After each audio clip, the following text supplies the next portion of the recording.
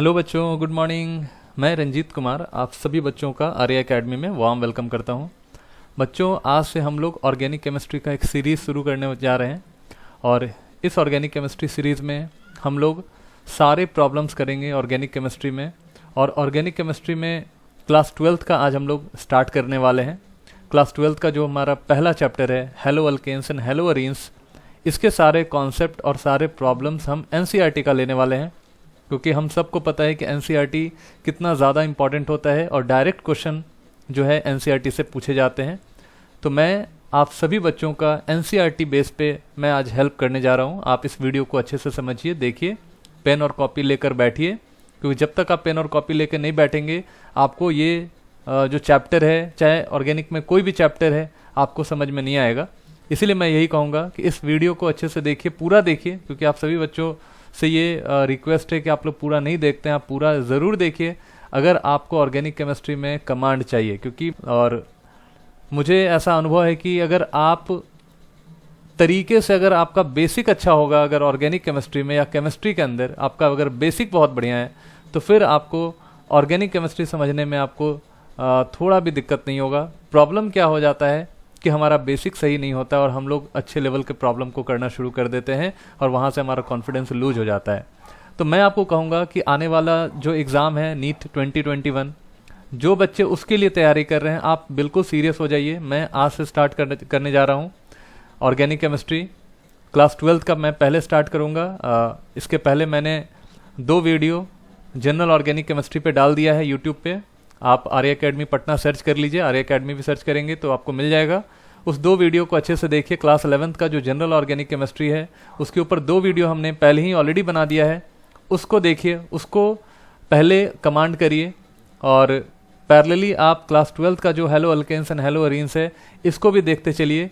Class 12th का भी मैं यहाँ पे ऑर्गेनिक केमिस्ट्री शुरू कर दिया है मैंने, और फ्री ऑफ कॉस्ट है ये वीडियो आपको फ्री ऑफ कॉस्ट, चाहे कोई भी वीडियो यूट्यूब पे जो जा रहा है वो बिल्कुल फ्री ऑफ कॉस्ट है। लेकिन शर्त मेरा बस यही है कि आप सभी बच्चे मन लगाकर पढ़िए और हर एक वीडियो को पूरा देखिए, अच्छे से देखिए, एक एक कॉन्सेप्ट को समझिए। तो आइए हम लोग स्टार्ट करते हैं। तो हमारा देखो, सबसे जो पहला जो चैप्टर है वो है हमारा क्लास 12th का chapter halo alkanes and halo arenes. तो इस चैप्टर में मैं आपको पूरा ये चैप्टर रीड करने वाला नहीं हूँ। मैं इस चैप्टर के अंदर आपको जो इम्पोर्टेंट चीज़ है, जो इम्पोर्टेंट रिएक्शंस है, उन्हें मैं आपको रिमाइंड कराऊंगा, उन्हें मैं आपको रिवाइज कराऊंगा, जिससे कि आपके दिमाग में सारा जो कॉन्सेप्ट है वो क्लियर हो जाए। और आप कोई भी क्वेश्चन अगर आप बनाने जा रहे हैं तो आपका कम से कम बेसिक बहुत अच्छा हो जाए। तो मैं वही बेसिक आपका कमांड कराने जा रहा हूँ कि आपका जो बेसिक पे कमांड है वो काफ़ी अच्छा हो जाए। तो चलिए हम लोग अभी स्टार्ट करते हैं। चलिए, तो सबसे पहले हमारा इंटेक्स्ट क्वेश्चन निकल कर आ रहा है। देखिए, सबसे पहले मैं आपको इंटेक्स्ट क्वेश्चन में कुछ नॉमेनक्लेचर के ऊपर क्वेश्चन है, मैं आपको उसको कराने वाला हूं। तो आइए हम लोग कुछ क्वेश्चंस नॉमेनक्लेचर पे हम लोग स्टार्ट करते हैं। यहाँ से हम लोग स्टार्ट करने जा रहे हैं। हमारा सबसे पहला हेलो अल्केन्स हेलो अरीन्स के अंदर इंटेक्स्ट क्वेश्चन 10.1। तो देखिए, सबसे यहाँ पे पहले यहाँ पे क्वेश्चन में क्या कह रहा है, क्वेश्चन क्या कह रहा है कि right structures of the following compound. तो आपको इन सारे कंपाउंड्स का स्ट्रक्चर ड्रॉ करना है। तो देखिए, सबसे पहला हमारा 2-chloro-3-methyl पेंटेन है। तो आपको स्टार्ट कोई भी किसी भी कंपाउंड का अगर स्ट्रक्चर पूछ रहा है तो आपको पेरेंट चेन से ही शुरू करना है, ठीक है। तो पेरेंट चेन यहाँ पे पेंटेन है, तो सबसे पहले आपको पेंटेन बना लेना चाहिए। तो आपने पेंटेन बनाया और 3-methyl 2 पे क्लोरो, तो 1 2। तो देखो यहाँ पे 2 पे क्लोरो लगा दो और 3 पे मिथाइल लगा दो, तो हमारा आंसर हो गया। फिर देखो 1-chloro-4-ethyl साइक्लोहेक्सेन, 1-chloro-4-ethyl साइक्लोहेक्सेन। तो पहले हमें साइक्लोहेक्सेन बना लेना है, ठीक है। हमने साइक्लोहेक्सेन बनाया, 6 कार्बन का एक क्लोज रिंग होगा। 4 पे इथाइल है और 1 पे क्लोरो है, तो हमने मान लिया यहाँ पे 1 और 1 पे हमने क्लोरो लगा दिया। अब 4 पे क्या है, तो 4 पे इथाइल है, तो 1 2 3 4, 4 पे हमने यहाँ पे C2H5 लगा दिया। तो आप कहोगे सर यहाँ पे काउंटिंग कैसे करेंगे, तो काउंटिंग अल्फ़ाबेट के हिसाब से करो आप। तो अल्फ़ाबेट में Cl आपका पहले यहाँ पे देखो, अल्फ़ाबेट में Cl है, तो 1 2 3 और 4, तो ये हमारा नेम हो गया, ठीक है। दूसरा भी कंप्लीट हो गया। तीसरा देखो 4 टर्शरी ब्यूटाइल 3 आइडोहेप्टेन। तो सबसे पहले हमें क्या करना है, हेप्टेन बनाना है। 1 2 3 4 5 6 7 तो हो गया ना हेप्टेन। अब 3 पे आइडो लगा दो, 1 2 3 यहाँ पे हमने आइडो लगा दिया, ठीक है। तो 3 पे हमारा आइडो हो गया। अब 4 पे टर्शरी ब्यूटाइल, तो 1 2 3 और 4 पे देखो टर्शरी ब्यूटाइल, तो बस आपको ऐसे बना देना है या इस तरह का स्ट्रक्चर आप ड्रॉ कर दो। यहाँ पे मिथाइल, इधर भी मिथाइल, इधर भी मिथाइल। तो 1 2 3 4 पे आपका हो गया tertiary butyl. This is your tertiary butyl. बस इतना करना था आपको, ठीक है। देखो कितना आसान सा क्वेश्चन है, ठीक है। फिर कह रहा है कि 1 4, देखो तीसरा भी कंप्लीट हो गया। चौथा देखो 1 4 डाई ब्रोमो ब्यूट 2 इन। तो सबसे पहले हमें ब्यूट 2 इन बना लेना है। देखो ब्यूट हो गया ना, 1 2 3 4, ठीक है, ब्यूट हो गया। 2 पे डबल बॉन्ड कहीं से भी काउंट कर लीजिए, इधर से करिए चाहे इधर से करिए, है ना, ब्यूट 2 इन हो गया। अब 1 4 डाई ब्रोमो करना है। तो देखो 1 2 3 एंड 4। तो देखो एक तो आपका कहाँ पे 1 पे, तो लगा दो आप 1 पे। 1 पे ब्रोमीन हो गया, 1 पे हो गया, 1 2 3 4। अब 4 पे ब्रोमीन लगा दो। तो 1 4 डाई ब्रोमो ब्यूट 2 पे इन, तो ब्यूट हमारा 2 इन हो गया। तो ये भी हमारा कंप्लीट हो गया, ठीक है। फिर देखो क्या है, 1 bromo 4 secondary butyl 2 methyl benzene. तो सबसे पहले आपको बेंजीन, देखो ट्रिक सीखिए, है ना। ट्रिक में क्या कह रहा है कि सबसे पहले आपको पेरेंट चेन को ड्रॉ कर लेना है। पेरेंट चेन आपने बेंजीन ड्रॉ कर लिया।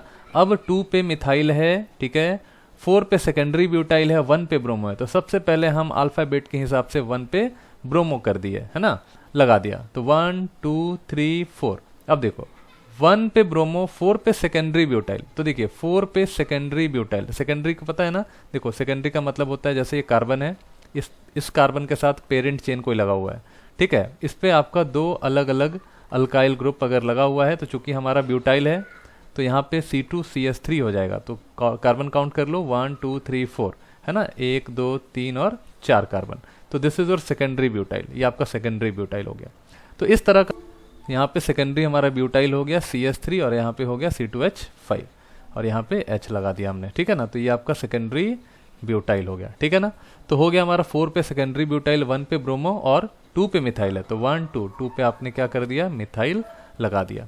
तो हमारा ये 5 नंबर क्वेश्चन भी कंप्लीट हो गया। तो इन टेक्स्ट का हमने 10.1 जो क्वेश्चन था 5 हमने कंप्लीट कर लिया। चलिए नेक्स्ट सेगमेंट में हम आगे चलिए। अब हम लोग कुछ रिएक्शंस देखेंगे, है ना, कुछ रिएक्शंस देखेंगे जिससे हम अल्कोहल से अल्काइल हैलाइड फॉर्म करते हैं। तो देखो यहाँ पे कन्वर्जन है, ये याद रखिएगा, ये सारा आपका कन्वर्जन है जिसमें हम अल्कोहल से अल्काइल हैलाइड बनाएंगे और उसके लिए कई सारे मेथड्स दिए हुए हैं। ये बहुत ही इंपॉर्टेंट है, आपके जेई और नीट के लिए काफ़ी ज़्यादा इंपॉर्टेंट है। देखो एनसीईआरटी में सिर्फ ये अल्काइल ग्रुप देता है, ठीक है, ये आपका आर दिख रहा होगा, लेकिन आपके एग्जाम में ये आर की जगह पे कोई भी आपका ग्रुप दे सकता है, किसी भी तरह का कार्बन चेन दे सकता है, साइक्लो चेन हुआ या एलिफेटिक हुआ या आपका ओलिफेनिक चेन हो गया, किसी तरह का आपको चेन दे सकता है, ठीक है। HX है तो HX के जगह पे HCl दे सकता है, HBr दे सकता है, what ever it may be, यहाँ पे कुछ भी हो सकता है। तो आपको यहाँ पे क्या करना है, आपको बहुत ही कंसस होके क्वेश्चन पढ़ने हैं, देखने हैं। तो चलिए हम लोग स्टार्ट करते हैं। सबसे पहला हमारा अल्काइल हैलाइड बनाने का जो तरीका है अल्कोहल से HX के साथ। तो देखिए अल्कोहल है हमारा, देख लो यहाँ पे अल्कोहल है और HX है। HX का मतलब कि कोई भी आपने हाइड्रा एसिड ले लिया, जैसे HCl, HBr, जनरली इस मेथड से हम लोग HCl, इस मेथड में हम लोग HCl, HBr हम ले सकते हैं यहाँ पे, ठीक है। सपोज करो आपने यहाँ पे HCl ले लिया, आपने यहाँ HCl ले लिया, तो HCl अगर आपने यहाँ पे ले लिया तो आपको यहाँ ध्यान रखना है कि यहाँ पे सब्स्टिट्यूशन रिएक्शन होता है जिसमें X जो आपका न्यूक्लियोफाइल है वो इस वाले अल्काइल ग्रुप पे जाके सब्स्टिट्यूट हो जाता है और यहाँ से OH आपका जो लिविंग ग्रुप है वो बाहर निकल जाता है। तो यहाँ पे फाइनली हमारा हो जाएगा RX और साथ में यहाँ से H और यहाँ से OH मिलकर यहाँ पे वाटर बना लेता है, ठीक है ना। तो यहाँ पे हमें मिल गया अल्काइल हैलाइड। चलिए, लेकिन गौर करने वाली बात यह है कि आपके पास यहाँ पे देखो, यहाँ पे एक कैटलिस्ट यूज होता है ZnCl2 जिसको हम लोग बोलते हैं जिंक क्लोराइड, ठीक है। जिंक क्लोराइड काम करता है लुईस एसिड का, ठीक है। तो यहाँ पे हम इस लुईस एसिड का भी हेल्प लेते हैं। देखो इसका मेन काम क्या है कि ये HX के साथ जिंक क्लोराइड जो है, ठीक है, HX के साथ जिंक क्लोराइड जो है ये क्या करता है, ये आपस में कंबाइन करता है ना। जिंक आपका लुईस एसिड है तो इसके पास वेकेंट ऑर्बिटल है, तो ये एक्स वाले पार्ट को अपनी तरफ अट्रैक्ट करेगा, इसके साथ बॉन्ड बनाना शुरू करेगा। तो इससे जिंक क्लोराइड लेने से ये फायदा हो जाता है कि यहाँ पे एक्स और जिंक के बीच में एक बॉन्ड बन जाता है और यहाँ से H प्लस हमारा फ्री हो जाता है, जो कि रिएक्शन को इनिशिएट करने का काम करता है। जैसे हमने मान लो आर ओ एच के जगह पे यहाँ पे ले लिया, आर के जगह पे CH3 CH2 OH ले लिया, ठीक है। और यहाँ से हमारा जो इलेक्ट्रोफाइल मिल रहा है वो है H प्लस, ठीक है। ध्यान से देखिएगा तो समझ में आएगा। तो H प्लस क्या होगा कि इस वाले ऑक्सीजन के ऊपर, चूंकि अल्कोहल से हमें हलाइड बनाना है, तो इस वाले OH के ऊपर ये H प्लस अटैक करेगा, तो यहाँ पे हमारा CH3 CH2 और यहाँ पे OH2 प्लस बनेगा, ठीक है। अब यहाँ पे दो चीज़ हो सकता है, या तो ये OH आपका लीव कर जाए और कार्बोकैटायन बन जाए, और कार्बोकैटायन की फिर हम स्टेबिलिटी देख लेंगे और हमारा जो न्यूक्लियोफाइल है यहाँ पे ZnCl3 माइनस, अगर हमने HCl लिया था तो ZnCl3 बन गया था माइनस, तो वहाँ से जो Cl है वो आके यहाँ पे अटैक करेगा, ठीक है। तो जो ज़्यादा स्टेबल कार्बोकैटायन होगा उसके ऊपर हमारा Cl माइनस अटैक करेगा। दूसरा हमारा एक मैकेनिज्म होता है SN2, ठीक है। तो SN2 में क्या है कि जैसे मान लो अगर आपका ये अल्काइल हलाइड, ठीक है, लीस्ट स्टेरिक क्राउडिंग होगा या लीस्ट स्टेरिक क्राउडिंग जिसमें आपका क्राउडिंग कम है, तो ये जनरली प्रेफर करेगा SN2 मैकेनिज्म, ठीक है। लेकिन अगर इसके ऊपर क्राउडिंग ज़्यादा है, ठीक है, तो ये फेवर करेगा SN1 रिएक्शन। तो आपको यहाँ पे चेक कर लेना है कि आपका अल्काइल ग्रुप क्या है। और ZnCl फाइनली हमें इनिशिएट करना है, OH को वाटर बनाना है, एक अच्छा लिविंग ग्रुप बनाना है, और जब वाटर बन जाएगा तो वो फाइनली वहाँ से इजीली बाहर निकल जाता है और फिर वहाँ पे हमने Cl को अटैक करा देना है, ठीक है।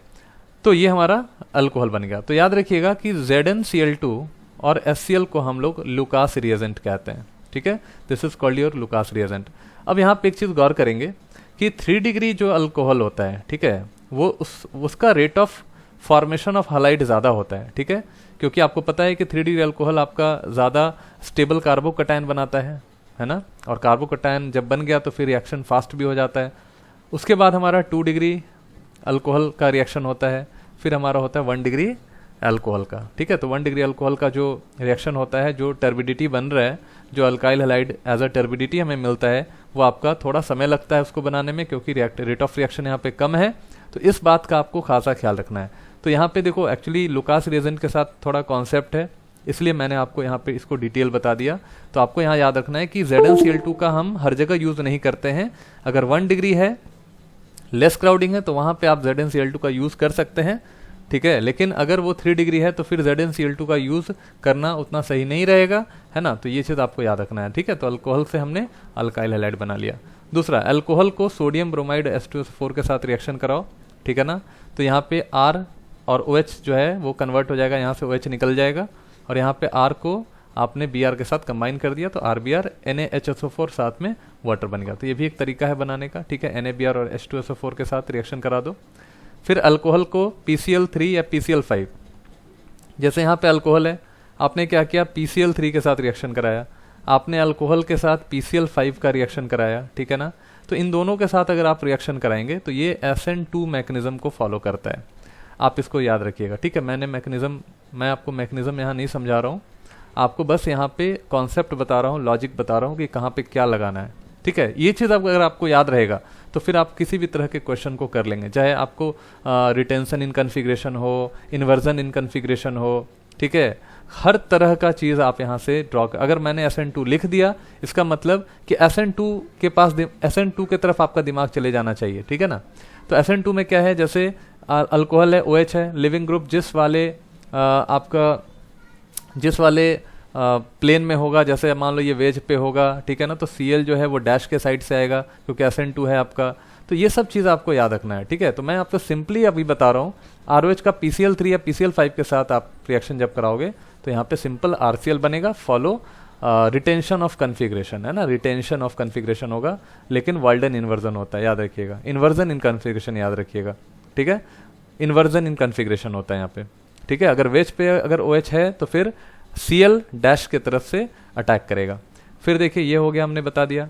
फिर ROH को PCl5 के साथ RCl POCl3, ये बहुत इंपॉर्टेंट है। यहाँ पे देखो, अगर फॉस्फोरस अगर अपने हाईएस्ट ऑक्सीडेशन स्टेट पे रहेगा तो POCl3 बनेगा, यहाँ पे भी +5 है। लेकिन अगर PCl3 का रहेगा PCl3 तो H3PO3 बनेगा, यानी कि यहाँ पे एक एसिड दे देगा, है ना, +3 ऑक्सीडेशन स्टेट का। उसी तरह से अल्कोहल को रेड फॉस्फोरस और हलाइड के साथ, हलाइड में Br2 और I2 होना है यहाँ पे, Cl, आप Cl2 नहीं लेंगे, यहाँ पे फ्लोराइड नहीं बनता है, तो RCl या RBr एंड I फॉर्म कर जाता है। ROH का SOCl2 के साथ अगर आप रिएक्शन कराएंगे तो आप याद रखिएगा कि ROH SOCl2 के साथ रिएक्शन करता है, लेकिन जो मैकेनिज्म फॉलो होता है दैट मैकेनिज्म इज SNI, है ना, मतलब सब्स्टिट्यूशन ऑफ न्यूक्लियोफाइल इंटरनल। ये सब चीज़ आपको याद रखना है, याद रखिएगा कि इंटरनली सब्स्टिट्यूशन हो रहा है, ठीक है। तो मैंने आपको क्या बताया था कि यहाँ पे इस वाले प्रोसेस में SN2 वाले प्रोसेस में इन्वर्जन ऑफ कन्फिग्रेशन होता है, और SNI में यहाँ पे भी आप याद रखिएगा, यहाँ पे जिस साइड से OH निकल रहा है सेम उसी साइड से OH भी लगता है, Cl भी लग जाता है, ठीक है। अगर वेज पे अगर OH है आपका तो Cl आपके वेज पे ही लगेगा, ये चीज़ आपको यहाँ पे ध्यान में रखना है, ये बहुत इंपॉर्टेंट है ना। तो ये चीज़ RCl हो गया, यहाँ पे RCl हमारा फॉर्म करेगा, सल्फर डाइऑक्साइड और HCl बन गया। तो ये सब चीज़ आपको याद रखना है, ठीक है।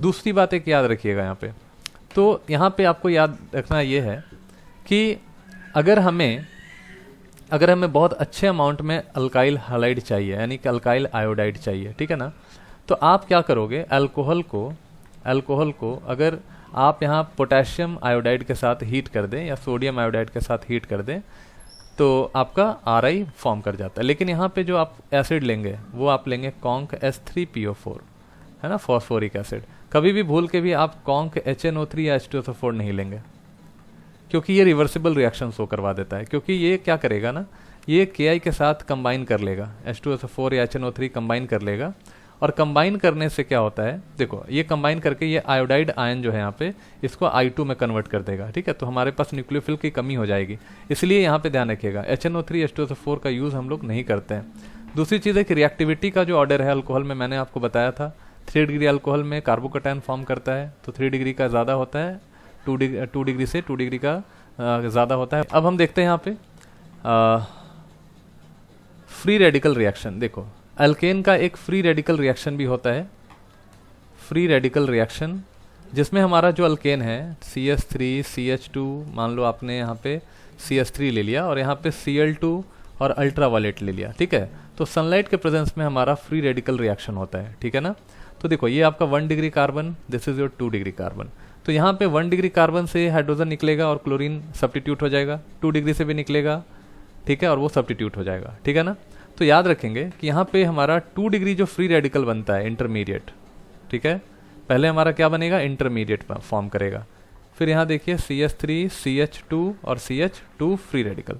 तो this is your 2 degree free radical and this is your 1 degree free radical. Free radical कैसे बनता है, तो आप यहाँ पे Cl2 के साथ जब आप इसका रिएक्शन कराएंगे तो Cl2 पहले डिकम्पोज करके Cl फ्री रेडिकल बनता है और फिर वो जाके वहाँ अटैक करता है, ठीक है, अल्केन के ऊपर। तो यहाँ पे हमारा इंटरमीडिएट फॉर्म करेगा 2 डिग्री। तो आपको पता है कि 2 degree free radical is more stable then 1 degree free radical, ठीक है। उसके बाद हमारा जो स्टेबल इंटरमीडिएट होता है वो आप उसका रेट ऑफ रिएक्शन भी ज़्यादा होता है, ये हमारा मेजर प्रोडक्ट देगा, ठीक है। तो याद रखिएगा यहाँ पे देखो, यहाँ पे ब्यूटेन है, ब्यूटेन को क्लोरीन के साथ अल्ट्रावायलेट के प्रेजेंस में रिएक्शन कराया गया, तो यहाँ पे 2 डिग्री वाले पे मेजर प्रोडक्ट आएगा। लेकिन एक बात का और आप ध्यान रखेंगे, यहाँ पे आपको मेजर और माइनर बन रहा है, ठीक है ना, ठीक है। इसमें कोई भी कायरल सेंटर आपको डेवलप नहीं हुआ है, देखो यहाँ पे, है ना। कायरल का मतलब कार्बन के साथ 4 अलग अलग ग्रुप्स लगे हुए हैं, A B D E, तो ये आपका सेंटर जो है ना कायरल हो जाएगा। तो अगर वह कायरल सेंटर हो गया तो यहाँ पे 2 आइसोमर बनेगा, एक R और एक S, ठीक है।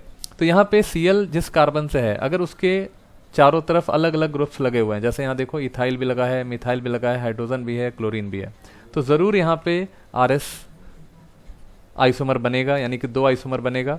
तो 2 यहाँ पे एक माइनर वाला प्रोडक्ट, यानी टोटल हमारा 3 प्रोडक्ट बनता है। तो इसको भी आप अच्छे से याद रखिएगा, ठीक है। आपको कायरल सेंटर, देखो हेलोजनेशन कराने के बाद आपको कायरलिटी भी चेक कर लेना है और टोटल फिल फाइनल प्रोडक्ट आपको बनाना है।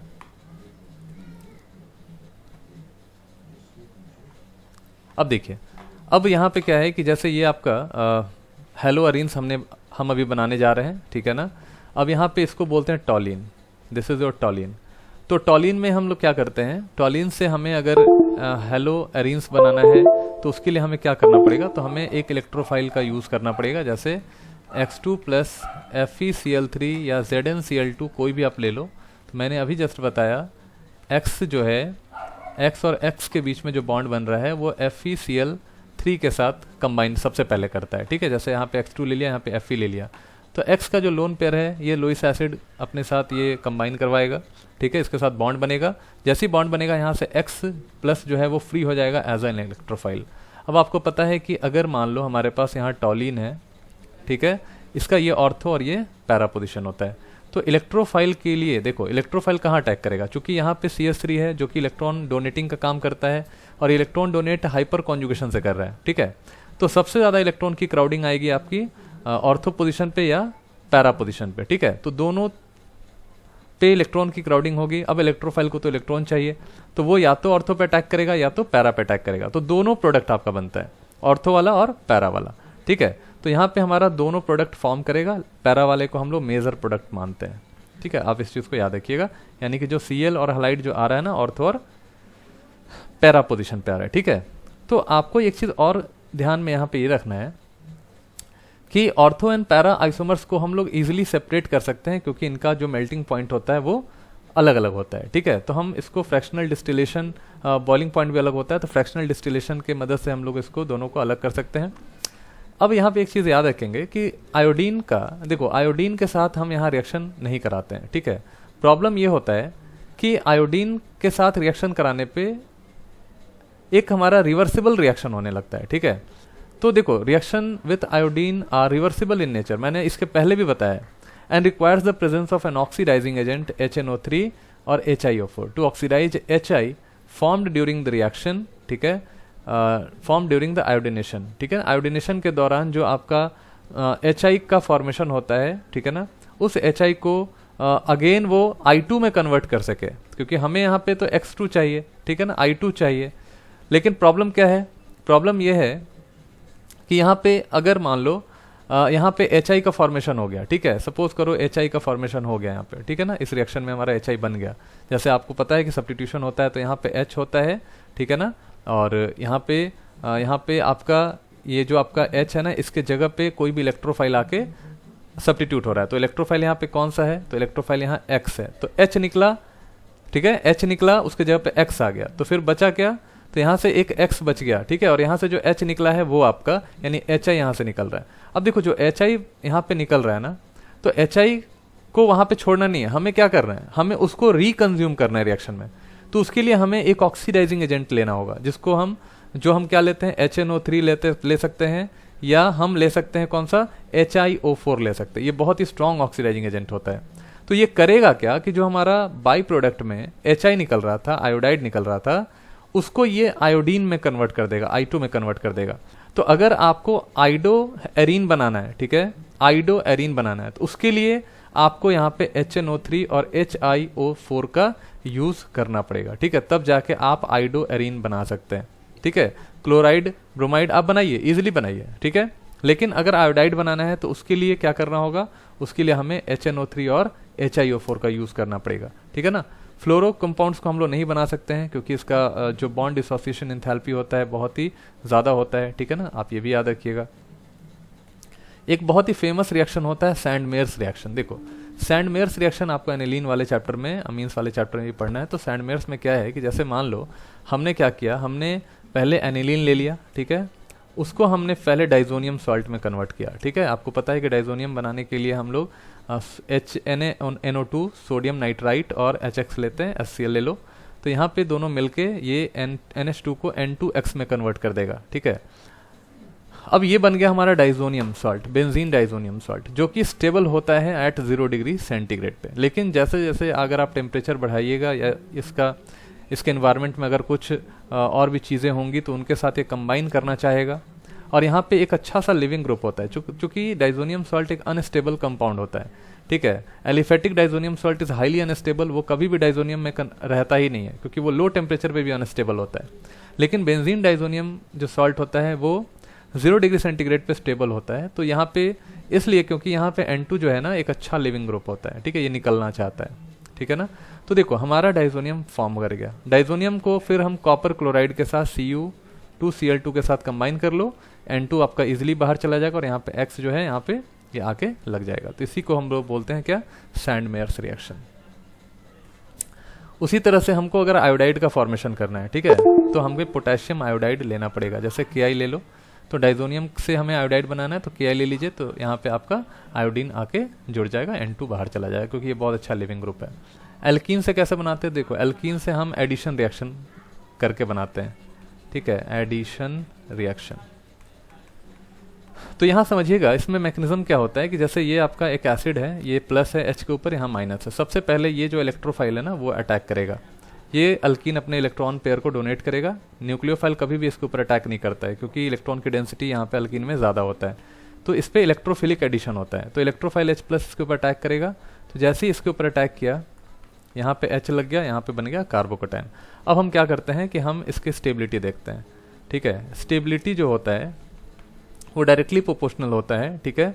Stability of carbocation directly proportional है यहाँ पे सारे इफेक्ट्स का। जैसे आप प्लस M इफेक्ट ले लो, है ना, प्लस I के थ्रू स्टेबल हो सकता है, एरोमेटिक कंपाउंड के थ्रू स्टेबल हो सकता है, हाइपर कॉन्जुगेशन के थ्रू स्टेबल हो सकता है। तो स्टेबिलिटी जितना ज़्यादा होगा, हमारा जो रेट ऑफ रिएक्शन होगा वो ज़्यादा होगा, है ना। तो यहाँ पे याद रखना है कि rate of reaction directly proportional to stability भी होता है ना। और उतना ही ज़्यादा हमारा मेजॉरिटी ऑफ द प्रोडक्ट होगा, मेजॉरिटी ऑफ द प्रोडक्ट उतना ज़्यादा मेजर होगा, या उतना ज़्यादा कॉन्सेंट्रेशन में हमारा प्रोडक्ट फॉर्म करता है। तो हमारा कार्बोकैटायन, तो यहाँ पे याद रखिएगा एडिशन में हमेशा कार्बोकैटायन फॉर्म करता है, और जो स्टेबल कार्बोकैटायन होता है उस पे जाके हमारा न्यूक्लियोफाइल जो X माइनस है वो अटैक करता है। तो यहाँ पे एक बात और याद रखेंगे कि जब कार्बोकैटायन बनेगा तो आपको रीअरेंजमेंट का भी ध्यान रखना है, ठीक है।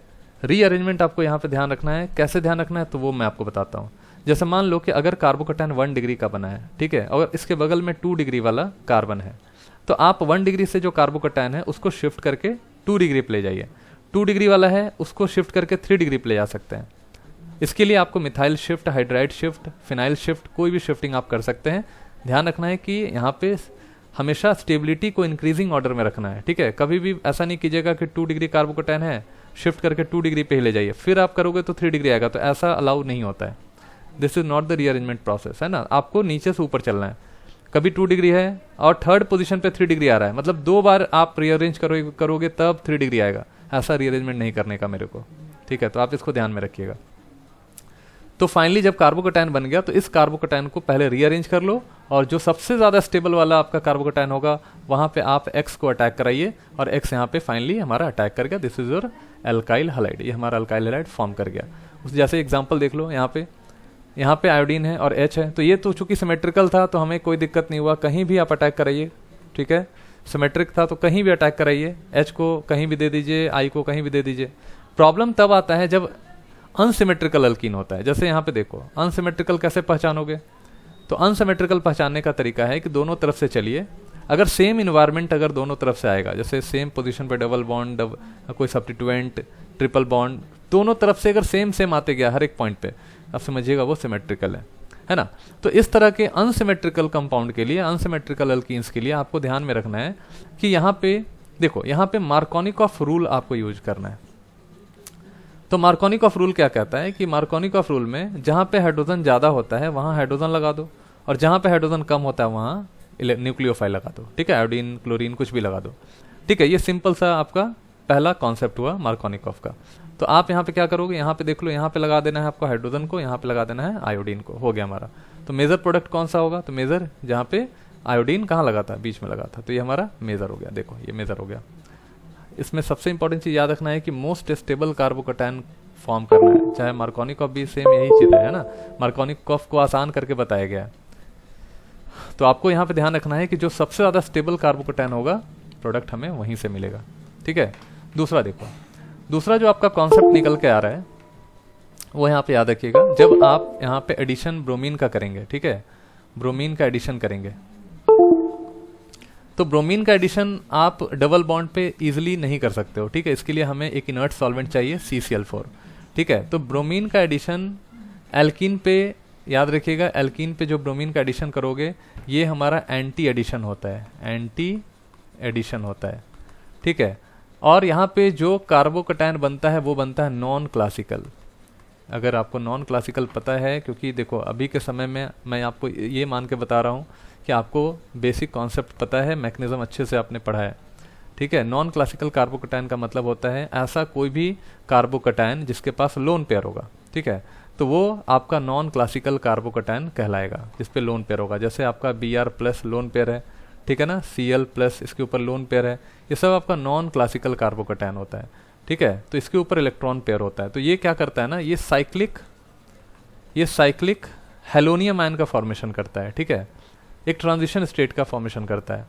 और यहाँ पे क्या होता है कि यहाँ पे एक Br ऊपर से और एक Br नीचे से अटैक करता है, तो इसको एंटी एडिशन कह सकते हैं।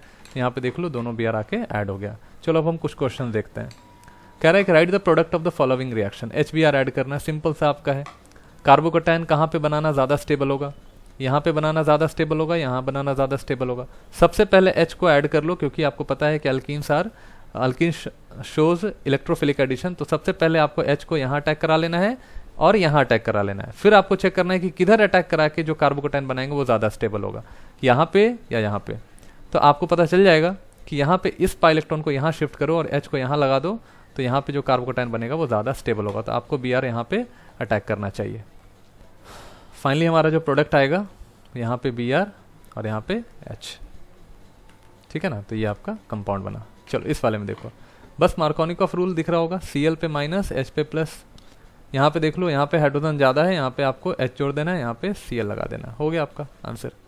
यहाँ देख लीजिए, यहाँ भी सेम चीज़, यहाँ पे आपको रीअरेंज करने की ज़रूरत पड़ेगी, क्योंकि जब आप इस वाले पाई इलेक्ट्रॉन को इधर शिफ्ट कीजिएगा, पॉजिटिव चार्ज को इलेक्ट्रॉन देगा, तो यहाँ पे कार्बोकैटायन, अब यहाँ पे अगर कार्बोकैटायन है तो अरेंज करके यहाँ पे इस वाले कार्बन पे ले आइए, क्योंकि यहाँ पे बेंजीन की स्टेबिलिटी आपको मिल जाएगी, ठीक है। तो फाइनली Br जो आपका जुड़ेगा वो यहाँ, और H जो जुड़ेगा वो यहाँ पे। तो बेंजीन की स्टेबिलिटी यहाँ पे देखिए, बेंजीन की स्टेबिलिटी देना था हमें, इसी वजह से हम कार्बोकैटायन को रीअरेंज किए थे, है ना। तो हमेशा स्टेबिलिटी का या रीअरेंजमेंट का यही प्रोसेस है कि हमेशा लेस स्टेबल से मोस्ट स्टेबल तक जाता है। ये वीडियो का इंतजार करिए, इस वीडियो को अच्छे से देखिए। Thank you, wish all the best.